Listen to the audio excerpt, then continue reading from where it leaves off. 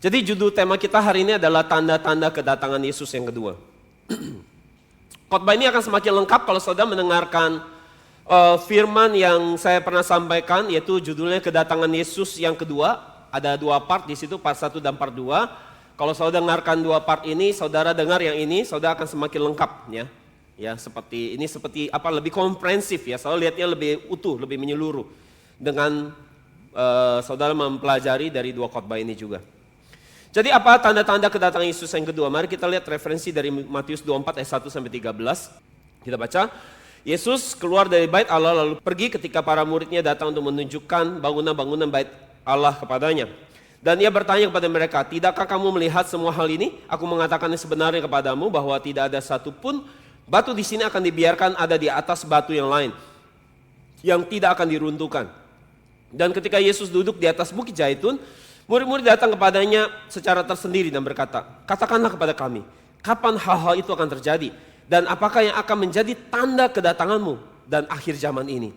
Ayat 4, Yesus menjawab mereka, "Perhatikanlah, supaya jangan ada orang menyesatkan kamu. Sebab banyak yang akan datang dalam namaku dan berkata, aku adalah Kristus, dan mereka akan menyesatkan banyak orang. Kamu akan mendengar peperangan dan kabar-kabar tentang perang. Perhatikanlah supaya kamu tidak takut. Karena hal-hal ini harus terjadi, tetapi ini belum kesudahannya. Sebab bangsa akan bangkit melawan bangsa, dan kerajaan akan melawan kerajaan. Dan di berbagai tempat akan ada kelaparan dan gempa bumi." Ayat 8. Semua hal ini adalah awal dari penderitaan sakit melahirkan. Kemudian mereka menyerahkan kamu kepada penganiayaan dan membunuhmu, dan kamu akan dibenci oleh seluruh bangsa karena namaku. Pada waktu itu banyak yang akan tersandung dan akan saling menyerahkan dan membenci satu sama lain. Banyak nabi palsu akan muncul dan menyesatkan banyak orang. Sebab pelanggaran semakin bertambah, kasih kebanyakan orang menjadi dingin. Ayat 13, akan tetapi orang yang bertahan sampai akhir akan diselamatkan. Demikianlah firman Tuhan. Jadi saudara, jadi apa tanda-tanda kedatangan Yesus yang kedua? Supaya kita semua bisa siap-siap dari apa yang Yesus kasih tahu sama kita hari ini. Yang pertama tandanya adalah akan muncul Kristus palsu atau antikris. Ada muncul pemimpin palsu, nabi palsu, guru palsu. Ini sesuai dengan Matius 24 ayat 5, Wahyu 6 ayat 2 dan Wahyu 8 ayat 7. Jadi saudara, ini tanda yang pertama, bahwa akan muncul Kristus palsu, orang yang mengaku diri Mesias. Akan banyak muncul pemimpin palsu, nabi-nabi palsu, guru-guru palsu yang akan menyesatkan banyak orang. Saudara bisa baca sendiri ayatnya ya, referensi Matius 24 ayat 5. Jadi tanda kedatangan Yesus yang kedua, ya ini diberitahukan kepada kita, ya, dan ini adalah tanda yang pertama, ya, dan tanda pertama ini terhubung dengan kitab Wahyu. Jadi apa yang Yesus sampaikan ini merujuk kepada apa yang dicatat oleh kitab Wahyu di kemudian hari. Ya, jadi waktu Rasul Yohanes mendapat pewahyuan tentang akhir zaman, Yesus merujuk kepada apa yang akan dicatat kemudian hari oleh Rasul Yohanes di Pulau Patmos. Dan Rasul Yohanes menjelaskan bahwa ada empat meterai dan 4 trompet. Jadi saudara, kedatangan Yesus yang tanda yang pertama ini merujuk kepada, perhatikan baik-baik, kedatangan Yesus yang pertama ini, tanda yang pertama Yesus sampaikan di Matius ini, Matius 24 ayat 5, merujuk kepada meterai yang pertama dan trompet yang pertama. Oke? Saya jelas katanya kalau di sini kayak kuliah ya. Saya jangan lupa itu ya. Merujuk kepada meterai yang pertama dan trompet yang pertama. Oke. Sebagai informasi buat saudara. Ini informasi buat saudara saja bahwa tanda Yesus berikan ini ada 4 tanda. Oke? Ada 4 tanda. Dan 4 tanda ini terhubung sama 4 meterai dan 4 trompet di kitab Wahyu. Bingung ya? Jadi di kitab Wahyu saudara lihat ada meterai, bencana yang didatangkan oleh meterai, dan bencana yang didatangkan oleh trompet sangkakala, dan bencana yang didatangkan oleh cawan murka. Oke? Sebagai informasi buat saudara, tampung aja. Meterai 1 ini akan berhubungan sama trompet yang ke-1. Jelas? Meterai 1 berhubungan sama trompet ke-1. Bedanya apa? Meterai dan trompet bedanya apa? Meterai ini seperti menyampaikan sesuatu, dan trompet akan menjelaskan lebih detail atau lebih dalam apa yang disampaikan meterai. Saya ngerti maksud kami sini? Jadi meterai 1 akan dijelaskan lebih dalam lagi oleh trompet 1. Meterai 2 waktu disingkapkan, dibuka, itu akan dijelaskan oleh trompet yang kedua. Meterai ketiga oleh trompet yang ketiga. Meterai keempat oleh trompet yang keempat. Oke, saya jelas sampai sini. Ya, oke, tampung aja itu. Ya, semoga ada waktu jelasin kitab Wahyu. Jadi saudara, Maka sekarang Yesus kasih tanda yang pertama. Dan tanda pertama ini berhubung sama meterai yang pertama, yang nanti akan dijelaskan oleh trompet yang pertama. Oke, ya bagus. Kita lihat sekarang meterai pertamanya. Nyambung nggak? Berhubungan nggak? Apa Yesus ngomong ini dengan meterai pertama? Kita lihat meterai yang pertama. Ketika meterai pertama itu dibuka, segelnya dibuka, maka ini yang terjadi. Maka saya melihat lalu tampak seekor kuda putih, penunggangnya memegang sebuah busur, ya, dan kepadanya diberi sebuah mahkota. Ia maju sebagai seorang apa? Pemenang yang pergi merebut apa? Merebut kemenangan. Jadi lihat di sini, ini sedang bicara antikris yang dia pergi untuk berperang dan untuk menang di situ. Dan dikatakan dia merebut kemenangan, artinya dia sudah menang. Dia sudah menang. Jadi saudara, jika di akhir zaman Yesus juga datang menunggangi kuda putih. Saudara kemarin minggu lalu saya sudah bilang di tema Gog dan Magog bahwa iblis suka meniru. Jadi Yesus naik kuda putih, iblis juga mau naik kuda putih. Ini dia di sini, dia naik kuda putih juga. Ya, dia menaiki kuda putih dengan merebut kemenangan. Dan bagaimana cara antikris ini menang? Ya, kita sudah bahas kemarin di tema Gog dan Magog, ya, bahwa iblis menang dengan cara apa? Dia menang di dalam perang yang namanya perang ideologi, ya. Jadi iblis melakukan peperangan ideologi antara ideologi iblis dengan ideologi atau dengan kebenaran firman Tuhan. Dan bagaimana cara iblis menaklukkan dunia dengan ideologinya, bagaimana dia menang dengan ideologinya. Apa ideologinya? Yaitu ideologi yang namanya sukses. Yaitu menjadi sukses atau menjadi berhasil menjadi kaya. Jadi apa ideologi yang iblis tawarkan? Yang dia sudah menang dengan menaklukkan dunia dengan ideologinya. Bahwa berkat materi, berkat jasmani jauh lebih penting daripada berkat rohani. Jadi hari ini kalau saya pikirkan semua orang, kerja buat apa? Cari apa? Kerja. Cari waktu, senang, karena kurang kerjaan, ngisi waktu, ujungnya apa? Cari uang. Sekolah mau ngapain ujung sekolah? Udah pintar mau ngapain? Cari uang. Ya, jadi seluruh dunia ini bahasa pemersatunya apa? Uang. Nggak ada bahasa pemersatunya Alkitab, nggak ada. Nggak ada bahasa pemersatunya firman. Semua orang hidup ujungnya apa? Uang. Yang dibahas adalah uang. Kenapa orang bikin podcast? Cari uang. Kenapa orang jadi YouTuber, jadi vlog makanan? Ya, hobi makan. Tapi hobi makan, kalau hobi makan, hobi meliput makanan, tapi kalau nggak dibayar mau kerjain? Nggak mau juga. Ya ngapain gitu ya, nggak ada duitnya ya makannya sendiri, ngapain kita syuting-syuting muka kita kelihatan orang. Ya ujungnya apa? Uang. Jadi bahasa pemersatu, dunia ini sudah ditaklukkan dengan namanya uang. Bukan namanya iman ya. Kita bilang sama anak kita, sekolah yang rajin nak, supaya nanti pintar cari apa? Uang. Nggak ada sekolah yang pintar nak, nanti sekolah jadi cari iman, nggak ada, lucu sekali. Nggak ada. Ya kan, kita dari kecil juga udah dijejelin ya. Kamu mesti kaya, kalau kamu nggak kaya kamu bukan orang. Jadi kalau bukan orang apa? Nah, nggak tahu lah ya, binatang gitu, monyet gitu. Ya kamu harus kaya, kamu harus sukses, baru kamu dianggap orang. Kalau nggak sukses nggak kaya dianggapnya apa? Jadi dari kita kecil kita udah ditanam. Ya, kalau kita umurnya udah 50, 60, mati udah nempel banget sama kita. Gitu. Kalau nggak ada uang kamu bakal susah. Ya, di dompet kalau nggak ada uangnya mulai stres, ya kan? Dompet dilihat dompet mulai tipis, ada orang kalau dompetnya tinggal 10.000 mulai panik. Jadi dompetnya mesti tebal terus biar tenang jiwanya. Padahal nggak dipakai juga. Jadi seperti itu kita sama yang namanya doktrin atau ideologi yang iblis sudah berikan buat kita. Sekarang kita bandingkan dengan trompet yang pertama ya. Akan dijelaskan lebih detail oleh trompet pertama. Wahyu 8 ayat 7.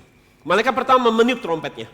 Lalu terjadilah hujan es dan api bercampur darah menimpa bumi. Jadi terbakarlah, perhatikan, sepertiga dari bumi dan sepertiga dari pohon-pohon, seluruh rumput-rumputan hijau hangus terbakar. Oke, ini adalah simbol. Ini ada simbol, ini adalah sebuah gambaran sesuatu. Bukan bicara tentang pohon secara lahiriah atau rumput secara lahiriah. Apa? Sedang bicara apa di sini? Bahwa sepertiga pohon dan seperti rumput yang terbakar ini sedang bicara tentang Tuhan akan membawa penghakiman atau Tuhan akan menghakimi pemimpin-pemimpin agama, guru-guru palsu, nabi-nabi palsu dan pendeta-pendeta yang mengajarkan sesuatu yang menyimpang dari firman Tuhan tentunya. Dan mereka akan dihakimi dan tetapi tidak sampai di situ, bukan hanya mereka yang dihakimi tapi juga apa? Pengikutnya akan dihakimi. Jadi rumput itu bicara pengikutnya. Pengikutnya juga akan dihakimi oleh Tuhan dengan api. Jadi saudara kita bisa berkata, oh kalau pendeta ajaran sesat biarin aja. Yang penting kita kan harus datang gereja. Dia sesat nggak apa-apa, ajaran dia sesat. Yang penting bukan kita. Nanti toh dia yang dihakimi. Kalau lihat di sini ternyata enggak. Ya, ternyata pendetanya dihakimi, pengikutnya juga dihakimi. Kenapa? Karena menerima ajaran dia. Jadi ikut disesatkan, diperhitungkan sama. Kalau pendetanya sesat ajarannya, maka jemaatnya juga dianggap sesat sama Tuhan dan akan dihakimi. Jadi saudara, dari 3 referensi ini kita bisa lihat bahwa semua bicara tentang hal yang sama, betul? Ya, jadi nyambung ya, nyambung. Ya, jadi saudara lihat, 3 hal ini nyambung, apa yang Yesus sampaikan nyambung. Jadi saudara, jadi guru-guru palsu ini, nabi-nabi palsu ini, pemimpin palsu ini, mereka akan menyesatkan orang dengan membawa orang menyimpang daripada Alkitab. Ajaran mereka mungkin pakai dasar ayat-ayat Alkitab, nampaknya bagus ya, masuk akal, bisa diterima secara logis ya. Tetapi kalau pelan-pelan kita ikuti, pelan-pelan mereka akan menyimpang ya. Kelihatannya benar di awal kita dengerin, nanti dia akan menyimpang pelan-pelan. Jadi cara menyimpangnya apa? Fokus ajarannya bukan lagi mengajarkan jemaat untuk terima berkat rohani, tapi mengajarkan jemaat untuk menerima berkat jasmani, berkat lahiriah. Dan iblis sudah menang karena kita sudah di brainwash dari sejak kita kecil. Bahkan di sekolah kita diajarkan tentang sukses. Di waktu kita kuliah di kampus juga ujung-ujungnya kita belajar buat jadi sukses, dapat uang. Kita ikut seminar-seminar motivasi juga bicara ini. Jadi iblis benar-benar sudah menang total. Dan kita mau copotin deh kepala kita nih, udah dicapkan, susah sekali. Karena sudah ditanam dari kita kecil. Kalau nggak kaya kita nggak dianggap. Kita kalau nggak kaya nggak sukses, orang nggak anggap kita. Dan saudara, karena itu saudara kita harus berdoa minta hikmat Tuhan. Supaya kita bisa bedain mana ajaran yang benar, mana ajaran yang salah. Kita juga harus berdoa buat anak-anak kita. Supaya anak-anak kita bisa mengerti, bisa membedakan mana ajaran yang sehat, mana ajaran yang menyesatkan. Dan kepada anak-anak kita diberikan kepekaan untuk bisa menilai. Ketika mereka mungkin mendengar ajaran di sekolah atau di kampus atau di seminar-seminar. Mereka bisa tahu, oh ini gak benar, saya mesti gak boleh ambil ini. Ini ajaran daripada antikris. Jadi saudara, dikatakan akan banyak muncul Kristus yang palsu. Mesias palsu. Saudara selalu bahwa sejak tahun 1600, ya sejak tahun 1600 sampai tahun di zaman sekarang ini ada kurang lebih 60 atau 70 orang yang mengaku dirinya Yesus, Kristus kedatangan kedua. Ya. Jadi ini sudah digenapi apa yang Yesus katakan. Ada kurang lebih 60-70 orang yang mengaku bahwa dirinya Yesus kedatangan kedua. Jadi ini sudah digenapi. Dan saudara lihat bahwa sejak COVID muncul di YouTube banyak pendeta-pendeta menyampaikan firman Tuhan di TikTok. Yang kita dulu gak pernah lihat sekarang muncul di TikTok kita atau di YouTube kita.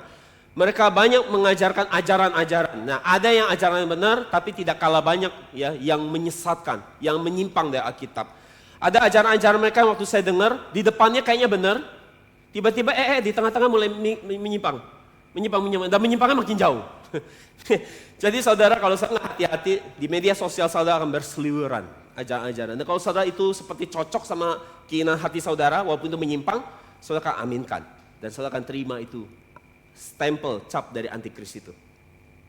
Jadi saudara, Alkitab ada sesuatu yang sangat berharga. Di mana sesuatu yang mahal berharga pasti ada KW-nya.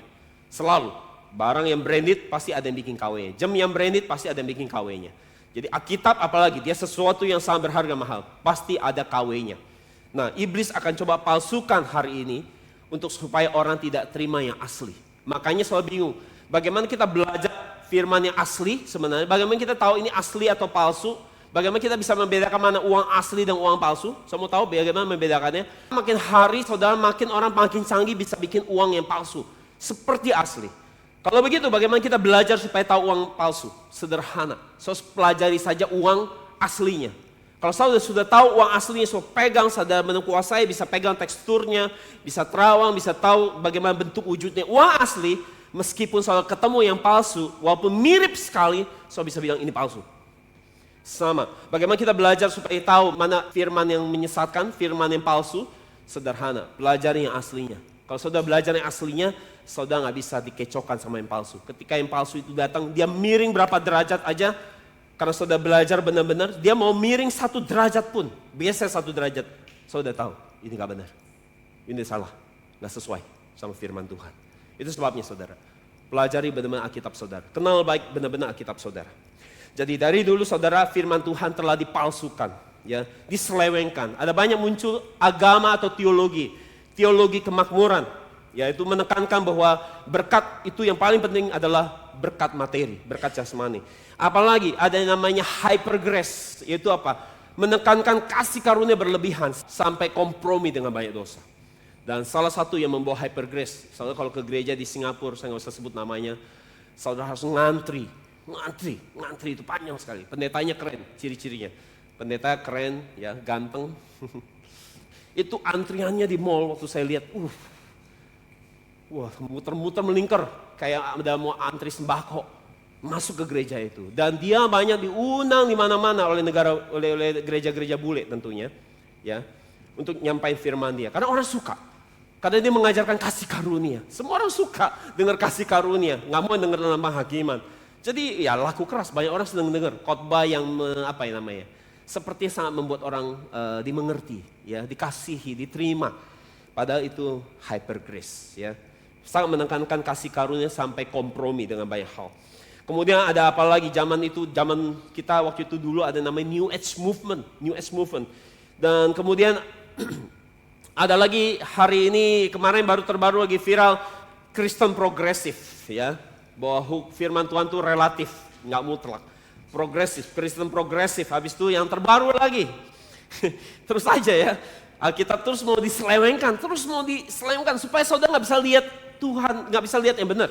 Apalagi yang terakhir lagi viral, yaitu bahwa Yesus bukan Tuhan. Menolak konsep Allah Tritunggal, bahwa Yesus statusnya lebih rendah daripada Allah Bapa. Nah itu sangat kacau sekali, ya. Kenapa? Karena mereka mencoba menggeser firman Tuhan.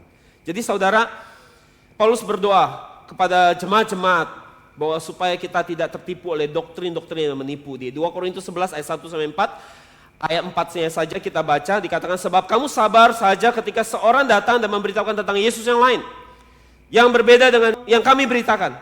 Atau ketika kamu menerima roh yang berbeda, yang belum pernah kamu terima, dan Injil yang lain yang belum pernah kamu terima. Jadi hati-hati bahwa ada filosofi, doktrin, dan kebohongan yang iblis hari ini terus bekerja untuk tawarkan kepada kita. Yang awalnya nampak sangat baik, tapi tersembunyi sesuatu yang jahat.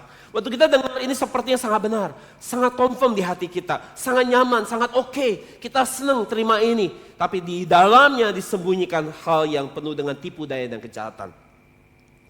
Jadi kalau saudara ingat bagaimana Hawa jatuh, saudara ingat kenapa Hawa bisa jatuh.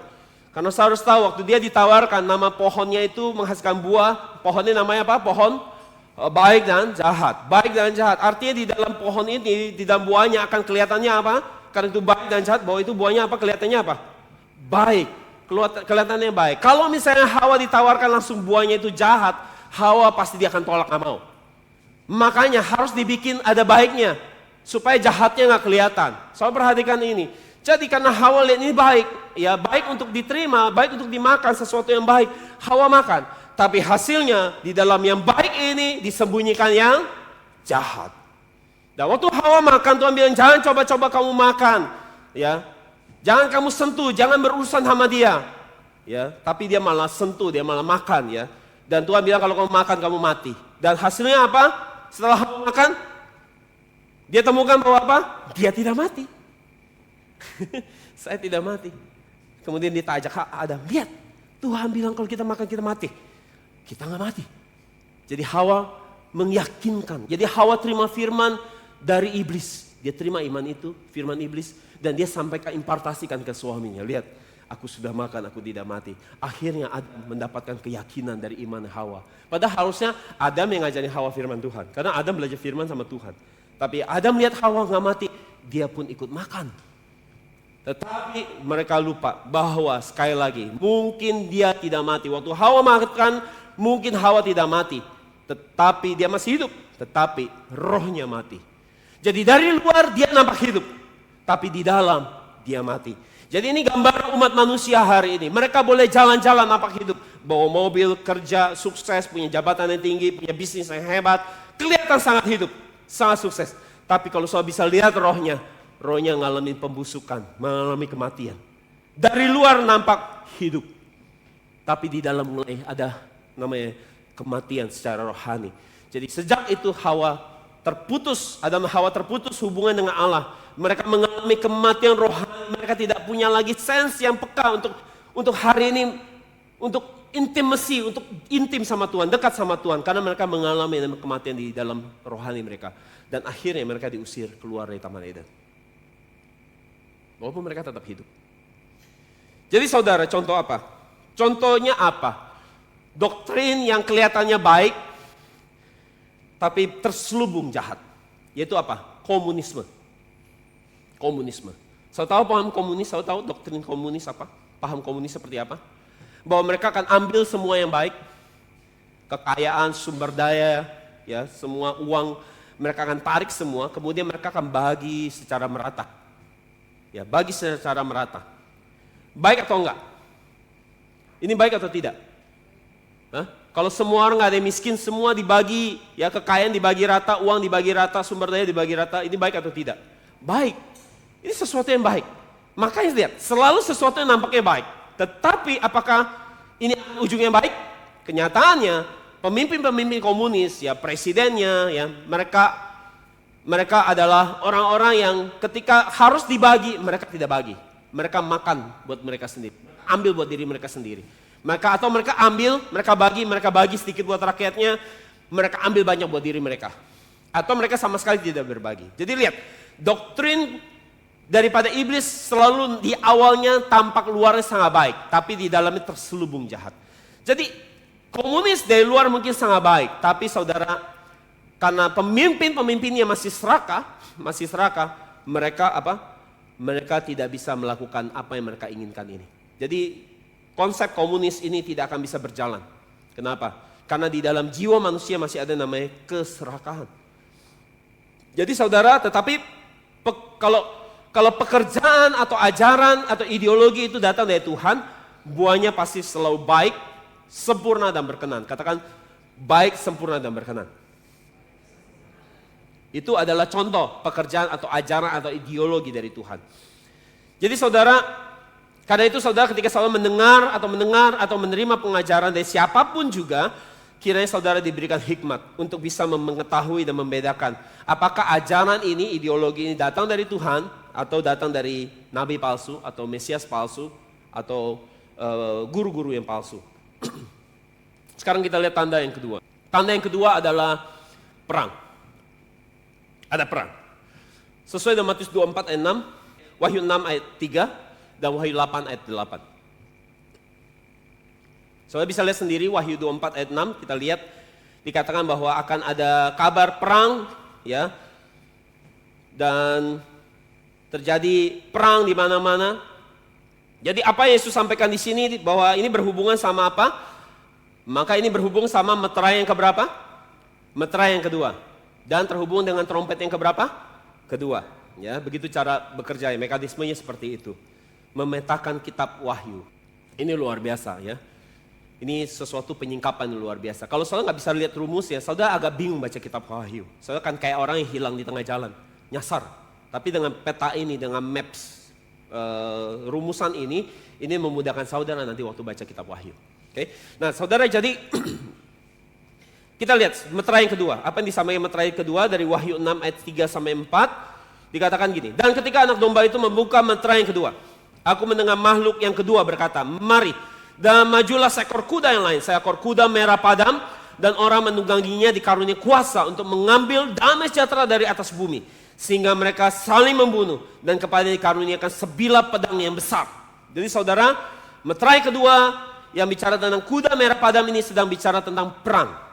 Peperangan, akan terjadi perang. Dan sekarang kita lihat penjelasan yang lebih detail dari trompet yang kedua. Oke.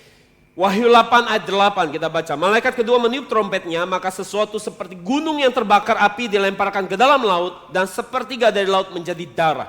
Oke. Dan sekali lagi, ketika referensi ayat ini sedang bicara mengenai hal yang sama, itu tentang perang. Mereka sedang merujuk hal yang sama tentang akan ada perang. Oke. Saudara, perang, kalau bicara perang ada beberapa tingkatan. Ya, perang itu ada beberapa tingkatan. Perang yang pertama, perang yang terjadi dalam pribadi kita. Apa ini? Perang antara baik dan jahat di dalam diri kita. Ya. firman Tuhan ngomong, kamu tuh harus begini. Enggak, saya nggak mau. Terus saya perang. Tapi ini yang benar, kamu nggak boleh. Ini kamu kalau lakuin ini kamu melanggar firman. Enggak, tapi saya nggak bisa lakuin ini. Saya masih suka hal ini. Terus perang di sini. Nah ini perang. Perang antara baik dan jahat. Kesadaran akan hal yang baik dan hal yang jahat. Perang terus di dalam diri kita. Dan selama ada perang ini di dalam dua sisi ini, ini kita nggak pernah ada yang damai. Cara damainya adalah bahwa si jahat harus dibunuh sama Roh Kudus. Harus dimatikan oleh Roh Kudus, ya. Supaya si jahatnya nggak bunyi-bunyi lagi. Makanya saudara tahu, kadang-kadang banyak orang kalau misalnya di dalam diri kita ada dua, ya. Ada Roh Kudus dan iblis yang bekerja. Atau kedagingan kita yang bekerja untuk melawan firman Tuhan. Kita terima firman, waktu firman datang, nggak percaya. Nah itu kan artinya ada jahat keluar. Udah disuruh firman begini, ngomong begini, akhir zaman masih lama gitu. Nah terus kita begitu. Nah saudara mau tahu gimana caranya supaya si jahat ini bisa diem? Ada orang bilang kita masih puasa. Ya, saudara kalau puasa kan kalau puasa kan berarti saudara tuh mengekang hawa nafsu, ya. Ya, mengekang hawa nafsu. Itu seperti saudara mengecilkan si jahat dan membesarkan Roh Kudus, ya, Roh Allah gitu kan. Jangan dikasih makan, ya. Dengan puasa kan tidak kasih makan daging, ya. Saudara harus banyak berdoa. Dengan banyak doa saudara memperkuat manusia roh saudara, mematikan manusia daging itu. Di mana iblis banyak ngomong di situ. Jadi kalau kita bayangin ini seperti pesumo, ya. Yang satu sumo yang gede banget badannya, ya. Saudara kasih makan tuh roh manusia roh saudara. Saudara banyak baca firman, saudara banyak doa, saudara puasa, saudara banyak intim sama Tuhan. Akhirnya manusia roh saudara gede banget. Kalau dulu manusia daging saudara, ya, pulang gereja bukannya doa, pulang gereja mau makan di mana, mau kuliner apa, pulang gereja mau nge-mall, pergi ke mall jalan-jalan, tiap hari yang pikirin duit, itu bikin gede manusia dagingnya. Jadi waktu manusia dagingnya udah gede, ketemu manusianya kurus kering, mati langsung manusia rohnya. Tapi kalau mulai bangun hubungan sama Tuhan intim, saudara doa, baca Alkitab terus, penyembahan, puasa, manusia roh saudara yang kurus, tanya kurus makin gede, makin besar. Ketika manusia dagingnya udah makin kurus, manusia roh saudara, waktu manusia daging mau ngomong, ngapain ngerjain apa, mati langsung dia. Baru juga mau ngomong, karena manusia roh gede banget. Apa, cepret, mati dia langsung. Kayak ketemu semut, mati langsung. Gak usah banyak ngomong. Nah itu caranya. Jadi harus bangun manusia roh saudara, bukan manusia daging. Maka saudara bisa lebih submit, gak ada perang. Nah kalau manusia rohnya udah bisa banyak menang, mulai ada damai, gak ada perang lagi. Hatinya mulai tenang. Jadi kenapa kita banyak perang di hati kita gitu? Karena antara jahat dan baik masih sama kuatnya. Atau mungkin banyakkan jahat yang lebih kuat. Nah apalagi ya bisa bikin kita perang dalam diri kita? Ajaran nabi palsu. Jadi kita terima ajaran nabi palsu, guru-guru palsu yang kita terima di media sosial ataupun di gereja yang ada penyesatannya. Kita jadi galau, kita baca Alkitab kok. Jadi Alkitab nabrak-nabrak. Alkitab kok nggak sinkron? Karena kalau yang benar firman Tuhan itu harus sinkron. Ya mereka tuh kayak makhluk. Ya kita perjanjian lama, nyanyi-nyanyi. Alkitab perjanjian baru, saut-sautan. Ya mereka ngomong sini, ini ngomong ini, yang ini ngomong ini ngomong yang sama. Kayak tadi Yesus ngomong tentang ini, ya Yohanes di kitab Wahyu ngomong yang sama. Ya yang benar Alkitab tuh harus kayak gitu, harus nyambung dia. Kayak gitu loh, kayak gitu. Dia harus kayak gitu. Ya, Alkitab katakan bahwa setiap makhluk itu nggak boleh terpisah. Mereka ada pasangannya, pairs, bahasa Inggris itu pairs, ada pasangannya. Dan setiap pasangannya harus ketemu.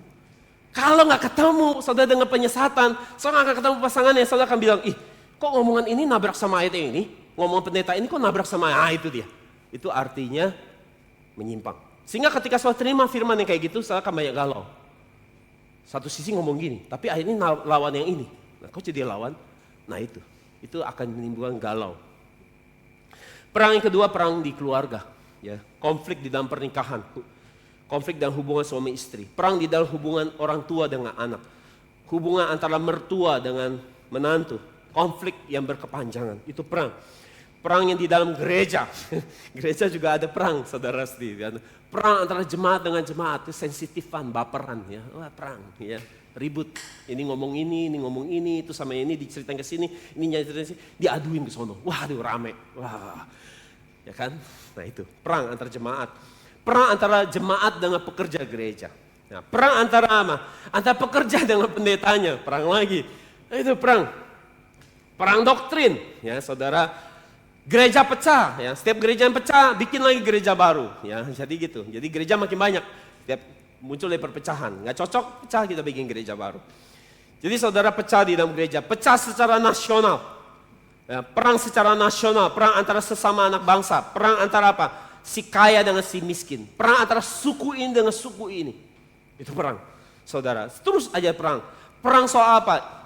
Ibadah, izin untuk bergereja, bangun rumah ibadah, ya, larangan untuk beribadah, ya. Agama ini melarang gereja minoritas. Perang. Jadi saudara, terus ada perang dalam skala nasional. Dan berikutnya perang antar negara.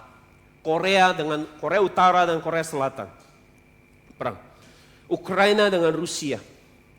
Israel dengan Hamas Palestina. Terus aja ada perang, ya. Jadi saudara, dan setelah perang ini, perang antar bangsa, antar negara ini, saudara, berikutnya adalah masuk ke dalam tingkatan yang lebih tinggi. Yaitu perang apa? Perang dunia. Perang dunia. Bukan lagi 1-2 negara perang, tapi seluruh dunia ramai-ramai pergi perang. Nah, itulah saudara, perang yang akan membunuh 1/3 penduduk dunia, dan perang Harmagedon yang akan membunuh 2/3 penduduk dunia. Jadi saudara, jika perang-perang ini sedang terjadi, perang dunia terjadi, ketahuilah bahwa saudara sudah ada di dalam 7 tahun masa kesusahan besar. Jadi apa yang harus kita siapkan sekarang? Kalau kita sudah tahu, apa yang harus kita persiapkan? Seperti sering yang sudah saya sampaikan kepada saudara di mimbar ini, ataupun waktu kita duduk makan sama-sama. Saya pernah bilang apa? Bahwa Tuhan bicara sama saya di tahun 2022. Perhatikan, Tuhan bicara sama saya di tahun 2022 bahwa Tuhan bilang perhatikan tahun 2027. Perang. Tuhan ulang 3 kali kata ini. Perang 2027. Jadi saudara, waktu saya menyampaikan pesan ini kepada saudara, saya ingat, saya jangan lupa kan, saya kan bisa baca hati orang. Ya, saudara ngomong-ngomong apa saya bisa baca. Jangan tanya dari mana ilmunya, saya nggak tahu. Ya, saudara ngomongin saya, saudara dengerin omongan saya, tidak dengerin omongan saya tahu. Dan saya tahu waktu saya sampai ini ada yang mencibir dan ketawain saya di tahun 2022. Nggak apa-apa, karena waktu itu dunia masih aman. Waktu saya ngomong ke teman-teman pendeta saya juga pendetanya pada ketawain saya. Itu karena saya ngomong di tahun 2022. Tapi saya lihat hari ini, banyak orang mulai ngomong bahwa jangan-jangan ini menuju ke akhir zaman. Tapi dengar, waktu saya ngomong itu pada mencibir saya. Halu. Nggak apa-apa, kalau nggak percaya. Jadi ada yang percaya, ada yang tidak percaya. Jadi saudara, jadi kalau saudara sudah tahu kita punya target waktu 2027, kira-kira kita harus siap-siap apa deh sekarang? Kita mau ngapain? Ya, banyak kumpul-kumpul gitu, ngabisin waktu yang nggak berguna. Kita harus benar-benar pakai waktu kita dengan baik.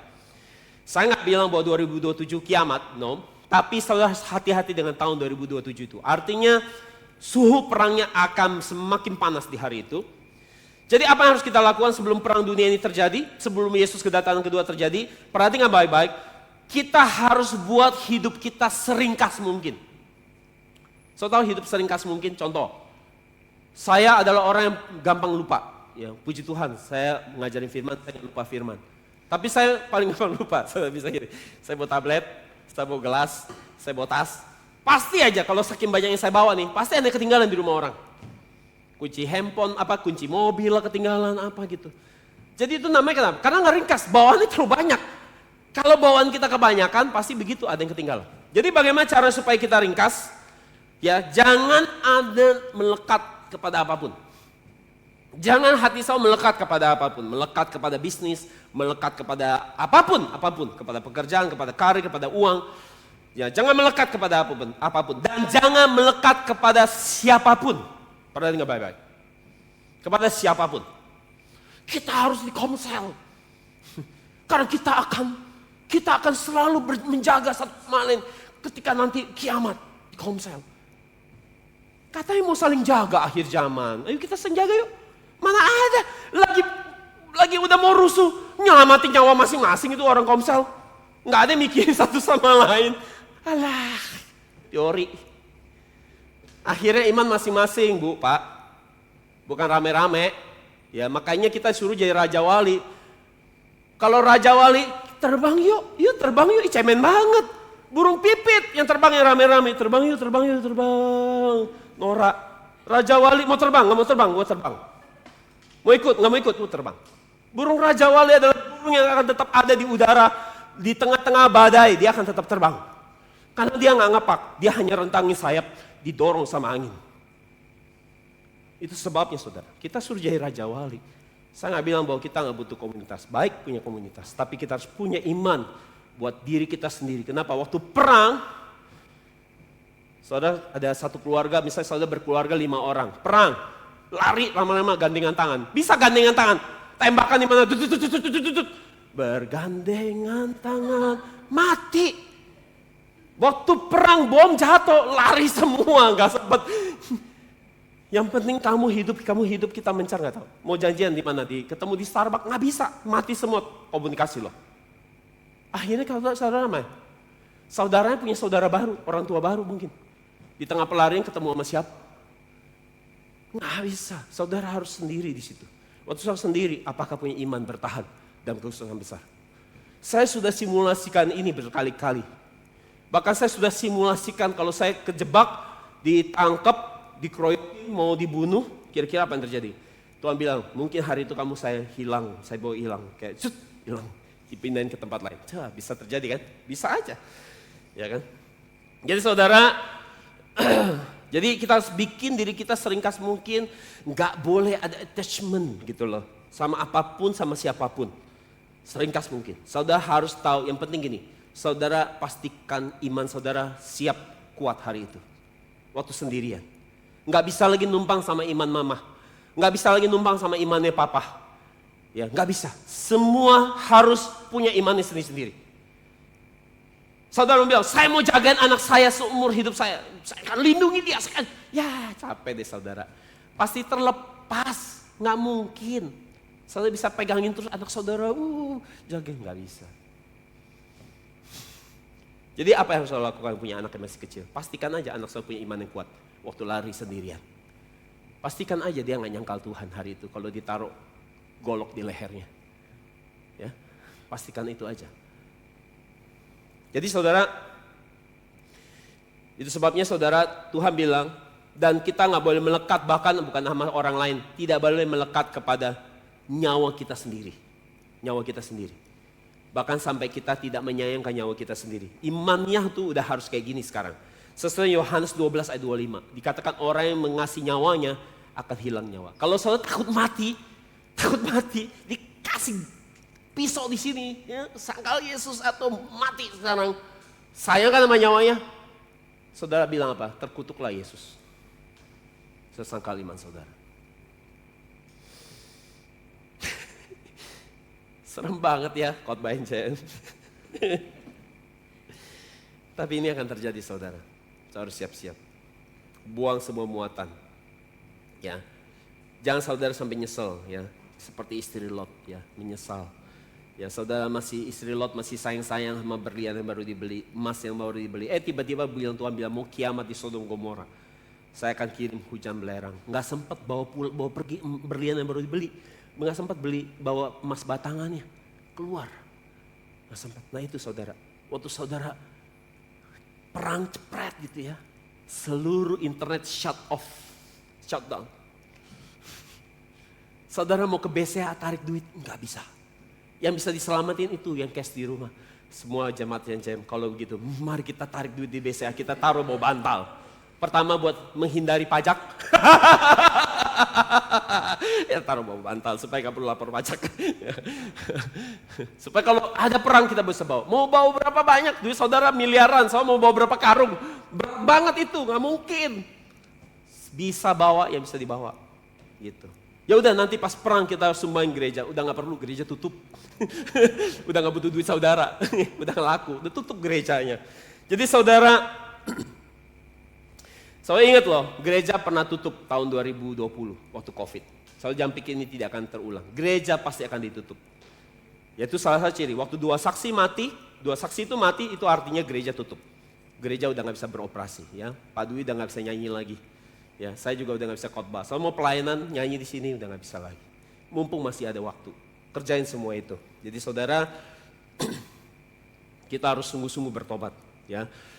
Jadi saudara waktu COVID tahun 2020, ya, gereja tutup dan NJM bikin Bible study itu ramai banget. Karena pada nggak ke gereja, nganggur semua di rumah, ya gigi jari, bengong, ya, udah belajar kitab. Waktu itu Bible study kita hampir 120 ke atas jumlahnya. Saking orang nganggur semua, sekali Bible study 120 orang di Zoom.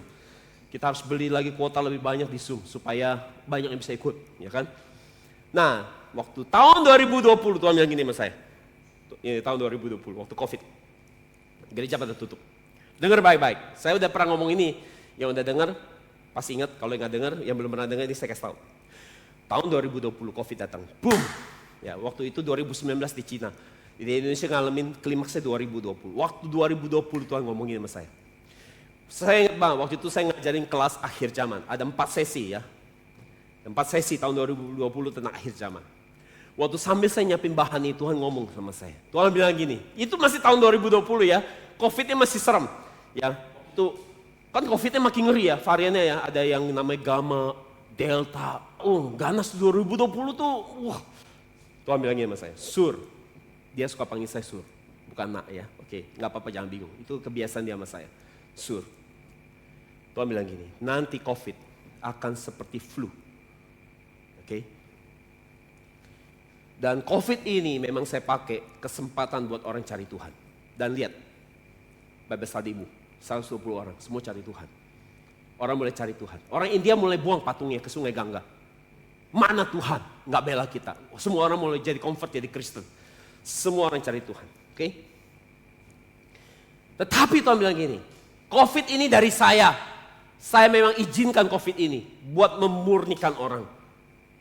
Oke? Buat juga mendelete orang-orang yang gak benar.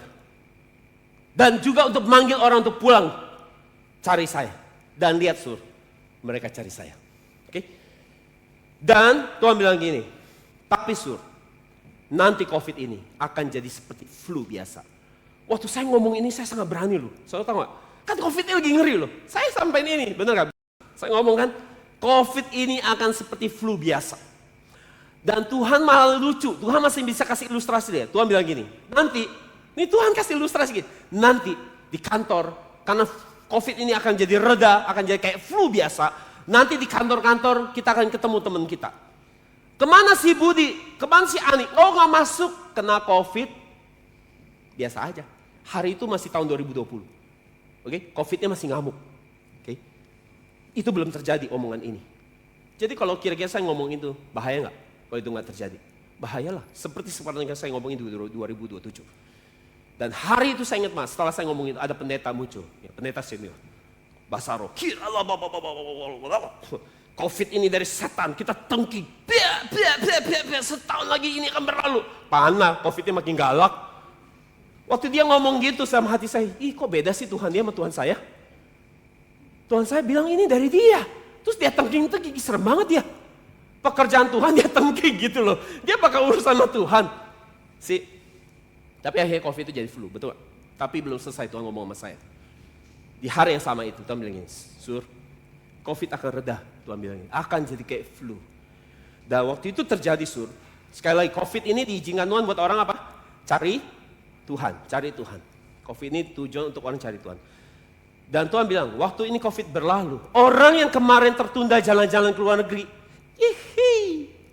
lupa lagi belajar Alkitab. Mari kita ke Eropa, mari kita jalan-jalan ke Cina.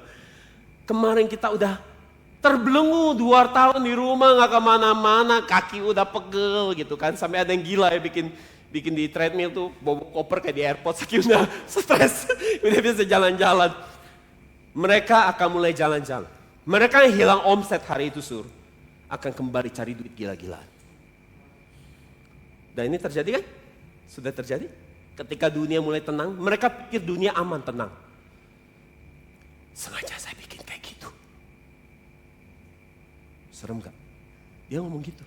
Sengaja saya bikin kayak gitu. Dan di saat semua lagi merasa aman, damai, tentram, waktunya mikirin cari duit lagi, mikirin jalan-jalan, mikirin diri sendiri lagi, gak mikirin Tuhan. Tiba-tiba itu dia. Perang itu akan saya kirim. Nyesel itu semua. Dan nggak ada lagi kesempatan kedua. Karena COVID itu adalah gladi resik buat kesusahan besar. Buat akhir zaman. Itu gladi resik. Waktu pertama COVID muncul, kata Tuhan muncul ngomong sama saya, gladi resik akhir zaman. Ini gladi resik. Boom, orang gak siap. Pegang duit gak berharga. Duit bukan lagi berharga. Yang berharga apa? Nyawa. Bisa hidup, besok bisa hidup udah bagus. Perang loh saudara. Duit bukan lagi yang berharga. Bisnis kita bukan yang berharga. Di saat itu orang kan kaget. Udah ya, ternyata udah sekarang. Ya udah. Dan mau menyesal, nggak bisa lagi. Karena udah dikasih kemarin. Dan Tuhan bilang gini, lihat yang nggak pernah peduli mikirin saya, akan tetap nggak pernah mikirin saya. Mereka yang mikirin saya, akan tetap mikirin saya. Seperti itu keadaan manusia, Jadi saudara, itu seperti anjing kembali kepada muntahnya. Ketika diberi kesempatan cari Tuhan, dia cari. Waktu dunia udah aman, dia gak cari Tuhan lagi. Seperti anjing kembali kepada muntahnya. Seperti orang bebal kembali kepada kebodohannya. Mereka mulai melupakan Tuhan dan hidup asik-asik sendiri lagi. Dan Tuhan bilang, aku akan datang sebagai pencuri. Di saat mereka pikir dunia aman, dunia damai. Sesuai dengan Lukas 17 ayat 27 sampai 23. Selalu bisa baca sendiri. Dan ayat 29 dikatakan pada hari Lot keluar dari kota Sodom, api dan belerang jatuh dari langit seperti hujan serta membinasakan mereka semua. Keadaannya akan sama, lihat, keadaannya akan sama apabila anak manusia datang kembali, tapi pakai perang, bukan pakai api dan belerang. Pada hari itu jika ada orang di atas atap dan barang-barangnya ada di dalam rumah, ada duitnya di dalam rumah, sebaiknya jangan ia pergi ke sana untuk mengambilnya. Mati soalnya. Begitu juga kita, jika ada orang di ladang, jangan lagi kembali ke rumahnya. Ingatlah apa yang terjadi pada istri Lot. Ayat 32. Jadi saudara, hari ini saudara mesti hati-hati. Ya, saya udah ngomong. Kalau saudara percaya ngomongan saya, dan ini kejadian, sambil saudara lari, saya akan bilang kami nangis. Aduh, saya gak ketemu Pak Surdi. Ternyata yang dia omongin benar. Untung dia udah siapin iman saya dari sekarang. Tapi kalau saudara gak percaya, saya juga nangis. Tapi nangisnya beda, nangis sampai mukul-mukul dada. Mati, benar-benar kejadian. Dan saya gak siap. Dan gak ada kesempatan. Jadi punya iman yang baik deh sekarang. Jangan urus orang lain, urus dulu iman sendiri. Pastiin imannya kuat hari itu. Kalau ada waktu dan kesempatan, mulai urus anak-anak saudara. Urus suami, urus istri saudara. Pastikan mereka punya iman yang kuat hari itu. Dan ada waktu lagi, mulai urus itu orang lain. Ya, orang-orang di luar keluarga inti saudara. Pastikan mereka punya iman yang kuat hari itu. Dengan simulasi yang saya kasih. Saya rasa ini simulasi yang sangat jelas yang saya berikan hari ini di gereja ini. Wahyu 16 ayat 15 dikatakan, lihatlah aku akan datang sebagai pencuri. Berbahagialah dia yang berjaga-jaga dan memperhatikan pakaiannya supaya jangan berjalan dengan telanjang dan jangan kelihatan kemaluannya. Jadi saudara, bagi yang berjaga-jaga, Tuhan tidak akan datang seperti pencuri. Sekali lagi, bagi yang berjaga-jaga, Tuhan tidak akan datang seperti pencuri. Tapi yang tidak berjaga-jaga, yang tidak mempersiapkan diri, Tuhan akan datang seperti pencuri. Apa yang terjadi kalau kita kecurian? Kita akan merasa seperti dirampok. Kenapa? Karena tiba-tiba seluruh harta kita, uang kita hilang hari itu. Karena kita gak siap. Ya, tidak perang, tiba-tiba kita gak bisa bawa semua uang itu. Mau diapain juga, uang itu banyak-banyak. Hilang semua. Jadi saya berdoa kiranya saudara yang terima firman ini selalu benar-benar tersadar dan terbangun. Dan semakin tahu prioritas hidup saudara. Ya, bisa melepaskan kemelekatan saudara. Ya, kepada hal-hal yang berharga. Kepada melekat kepada siapapun. Lu kenapa gak ke gereja? Enggak, gue masih gak enak sama itu orang gereja itu gitu. Nah itu masih, udah mau kiamat dah, gak usah mikir-mikir. Gak ada kita mau melekat sama siapapun dah. Kita hanya mau melekat sekarang sama Tuhan. Ya. Jadi saudara gak usah gak enak-enakan. Yang pastikan aja saudara imannya kuat hari itu. Hari itu kuat imannya. Tanda yang ketiga adalah bencana kelaparan. Dari referensi Matius 24 ayat 7, Wahyu 6 ayat 5, Wahyu 8 ayat 10.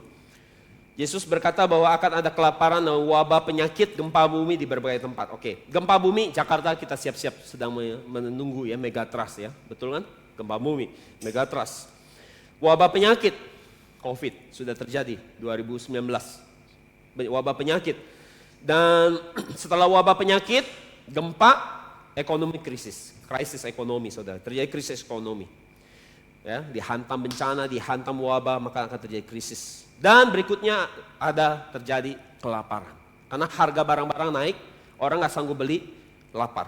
Nggak ada uang buat beli, kelaparan. Oke. Dan kelaparan ada 2 jenis. Berapa jenis? 2 jenis. Pertama kelaparan rohani, kedua kelaparan jasmani. Jadi akibat wabah, penyakit, perang, di mana-mana, barang-barang harga semua naik. Dan akhirnya inflasi, dan berikutnya adalah bencana kelaparan. Dan ini sesuai dengan cocok dengan meterai yang ketiga. Wahyu 6 ayat 5-6 kita baca. Dan ketika anak domba itu membuka meterai yang ketiga, aku mendengar makhluk yang ketiga berkata, mari. Dan aku melihat, sesungguhnya ada seekor kuda hitam, dan orang menungganginya memegang sebuah timbangan di tangannya. Ayat 6, dan aku mendengar seperti ada suara di tengah-tengah keempat makhluk itu berkata, secupak artinya seliter. Seliter gandum harganya sedinar, dan 3 cupak, 3 liter jelai sedinar. Tetapi janganlah rusakkan minyak dan anggur. Jadi saudara, meterai ketiga waktu dibuka terjadi apa? Krisis ekonomi. Terjadi akibat apa? Akibat perang, terus-terusan inflasi, harga barang-barang naik selangit, dan orang gak bisa mampu beli makanan, dan akhirnya terjadi apa? Bencana kelaparan. Orang kelaparan, gak ada duit buat bisa beli makanan. Dan saudara, perang ini, saudara dengar baik-baik, perang yang paling berharga bukan uang kalau udah perang. Sekali, tadi saya udah bilang, yang paling berharga kalau perang adalah apa? Nyawa. Pasti aja gak mati. Gak apa-apa mati masuk surga, yakin ke surga. Pede amat. Emang tahu syarat orang ke surga kayak apa modelnya gitu kan. Ya sudah kalau percaya gak apa-apa ya. Tapi emang iya siap, wah saya siap mati. Saya siap mati kalau perang, wah bom jatuh kita, wah kita sama. Gitu, alah. Waktu itu saya tanya, siapa, apakah semua siap mati? Semua jawab, siap gitu. Dianjain nih ceritanya. Saya bilang dalam hati, ya kalau siap mati divonis sakit yang mengerikan carinya apa? Cari dokter, tadi belum siap. Kalau siap kan, ya nggak apa-apa, siap mati aja gitu kan. Artinya belum siap, kita nggak siap sebenarnya. Mati itu serem saudara. Kemarin waktu saya siapin firman ini jam 5 sore, Tuhan ajak saya mengerti tentang kematian. Serem loh, nggak ada waktu jelasin, tapi serem. Waktu saya lihat itu, serem banget ya. Serem saudara, saudara pernah mati? Nggak pernah, tahu mati kayak apa? Kok sombong banget bisa percaya diri? Itu serem sebenarnya, serem banget waktu saya diajak melihat itu. Serem, nanti ada waktu saya jelasin. Serem banget, saya dibawa melihat itu, serem banget. Dan melihat iman saya juga. Dan pengenalan saya tentang Tuhan. Dan apakah benar itu Tuhan itu sesuai yang dia tulis di Alkitab? Apakah benar itu Alkitab itu benar? Apa Alkitab itu benar? Itu kan nulis orang lain, terus saudara mau pegang. Apa itu benar? Dan saya harus jawab sore itu, waktu saya diajak Tuhan lihat itu. Saya diajak harus jawab itu.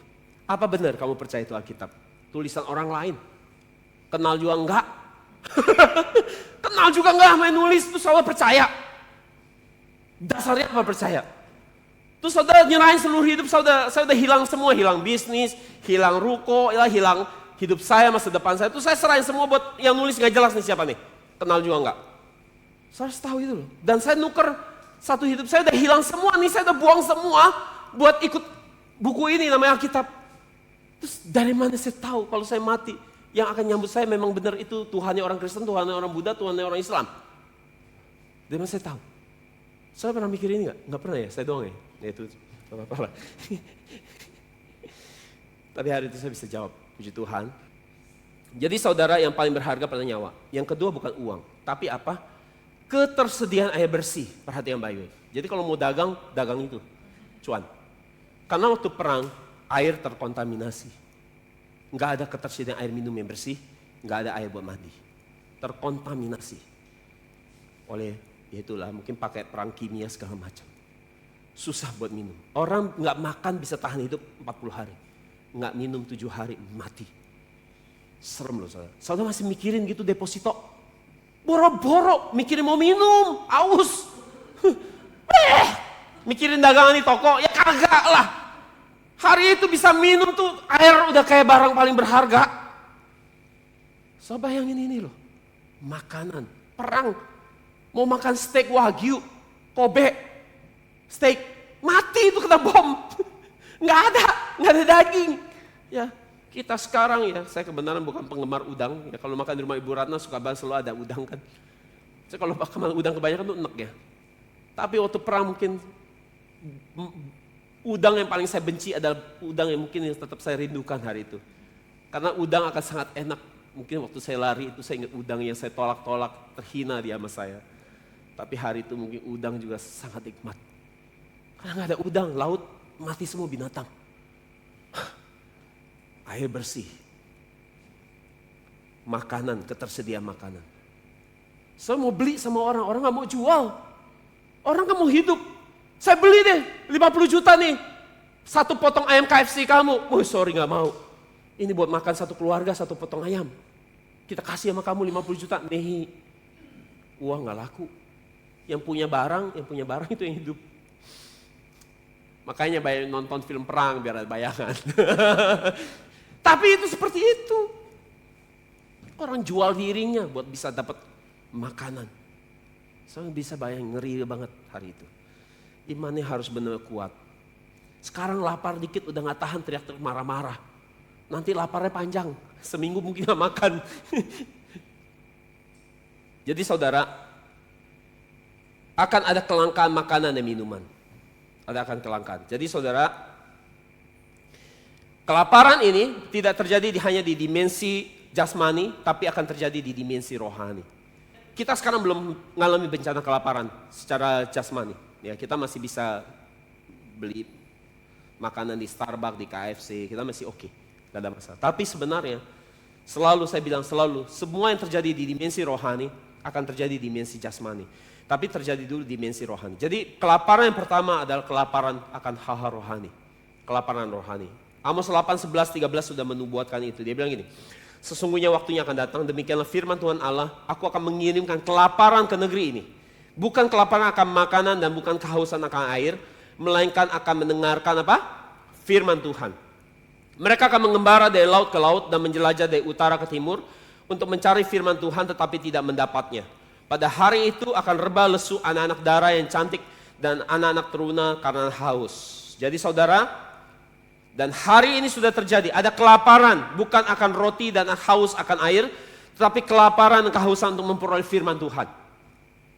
Sejak tampilnya antikris, Kristus palsu, nabi-nabi palsu, pemimpin palsu yang membawa ajaran yang sesat, gereja yang harusnya ada firman sudah diselewengkan dari firman Tuhan. Jadi orang datang gereja mau cari firman, gak ketemu firman. Karena mimbar gereja sudah berubah bentuk jadi mimbar motivasi sukses. Comot ayat Alkitab sedikit, sampaikan jemaat untuk menjadi sukses, diberkati, kaya, lancar di bumi. Jadi mimbar di mana kita bisa belajar Alkitab, gak ada lagi Alkitab, gak ada lagi firman Tuhan. Sehingga itu mengakibat kelangkaan makanan rohani. Langka, kita cari firman gak dapat. Jadi orang mau pergi ke gereja mau dengar firman, gak menemukan firman di gereja. Akhirnya firman menjadi sangat langka. Dan orang-orang mulai apa? Mengembara seperti tadi, menjelajah, ya, pergi nyebrangin laut dari utara ke timur, dari gereja di Jakarta Utara selesai kebaktian pindah ke gereja di Jakarta Timur, ada firman, mungkin di situ ada firman, sampai di situ tetap kering.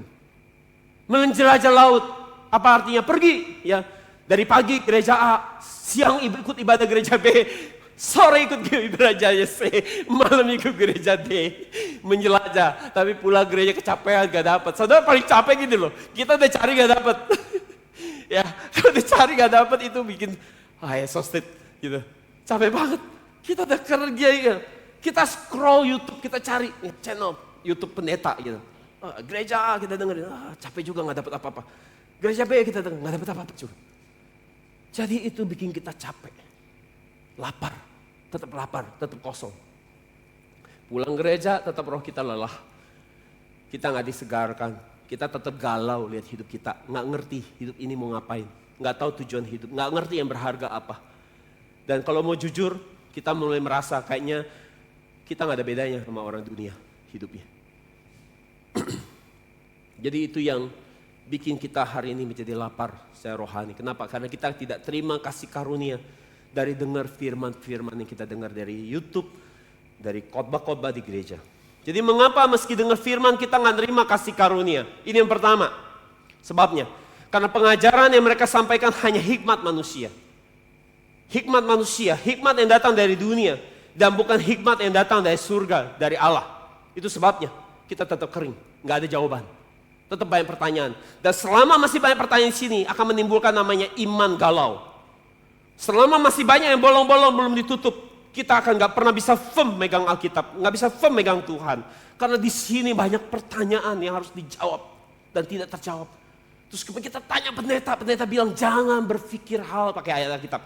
Jangan berpikir hal yang terlalu tinggi yang tidak waktunya disingkapkan, jangan kamu singkap-singkapin. Ya dia kagak bisa jawabnya begitu. Ya kan, pendeta suka gitu kan.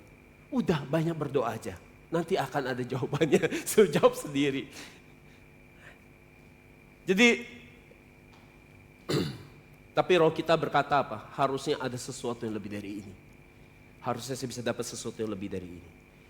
Tapi tetap hati kita hampa, kita tetap cinta uang, kita tetap jatuh dalam dosa. Kita gak bisa melepaskan kemelekatan diri kita dari cinta uang. Kita gak bisa lihat bahwa kerajaan Allah itu segala-galanya sampai kita rela hilang semua. Hilang teman, hilang uang, hilang bisnis. Hilang semua buat dapetin kerajaan Allah. Firman yang kita terima gak bisa bikin kita mencintai kerajaan Allah melebihi semua embel-embel ini. Kenapa? Karena diajarin hikmat manusia. Tapi kalau saya ketemu hikmat yang dari surga, saya bisa buang itu semua. Hanya dapat kerajaan Allah. Saya nggak bilang bisnis, saya tinggal di bisnis, bukan. Tapi saudara mulai bisa tidak menjadikan bisnis atau uang sebagai prioritas di hati saudara. Itu maksudnya. Tetap besok harus kerja karena masih mau makan. Tapi itu bukan segala-galanya. Teman bukan segala-galanya. Bisnis bukan segala-galanya. Sukses bukan segala-galanya. Yang segala-galanya itu punya Tuhan di sini. Punya kerajaan Allah di hati kita. Terus mengapa kita tetap galau, bingung, tidak bisa melepaskan keterikatan kita akan hal dunia? Itu karena apa?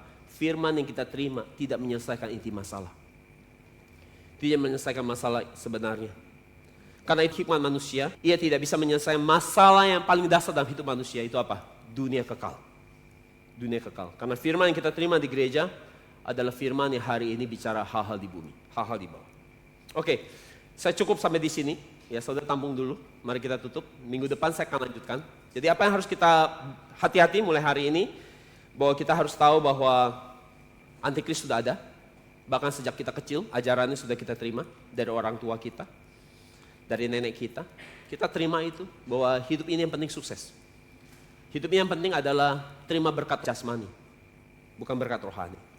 Terus kita harus tahu bahwa akan ada perang, ya. Perang-perang ini akan membuktikan bahwa Yesus akan semakin dekat waktu kedatangannya. Ya, kalau perangnya makin rame, itu waktunya makin jelas, makin dekat. Dan akan ada bencana kelaparan, ya. Dari dulu bencana kelaparan, tapi kalau makin banyak bencana kelaparan, itu waktunya Tuhan semakin dekat. Oke. Jadi apa yang harus kita lakukan? Kita harus bikin hidup kita seringkas mungkin. Kita harus bikin ada iman yang kuat di masa sukar. Ya, kalau kita punya iman yang kuat di masa sukar, kita nggak akan murtad, nggak akan sangkal Tuhan. Jadi tanya sama diri saudara, kira-kira saudara sudah siap belum? Jika misal itu terjadi 2030, saudara sudah siap belum? Untuk Indonesia misalnya, saudara siap? Iman saudara sudah siap? Apakah selama ini iman saudara ada iman yang siap ketemu Tuhan? Atau ketemu sama teman-teman dunia? Lebih banyak mana saudara spend waktu? Sama Tuhan yang saudara mau ketemu? Atau sama teman-teman dunia? Lebih banyak mana? Saudara Mali, pikirkan ini. Ya, pikirkan ini. Apakah iman saya siap? Kalau itu perang, apakah saya siap? Gak akan sangkal Tuhan, gak akan murtad. Apakah saya siap? Mari kita berdoa. Bapak, terima kasih buat firman-Mu yang berharga, yang mengingatkan kami. Terima kasih buat setiap wahyuan. Terima kasih buat setiap pesan-pesan-Mu. Engkau menyiapkan kami supaya kami tidak ikut binasa bersama dunia yang akan dihakimi. Dunia yang hidup di dalam dosa ini mereka akan dihakimi, tapi Engkau menyiapkan kami bukan untuk menerima penghakiman, tapi untuk menerima upah sebagai orang yang memelihara iman.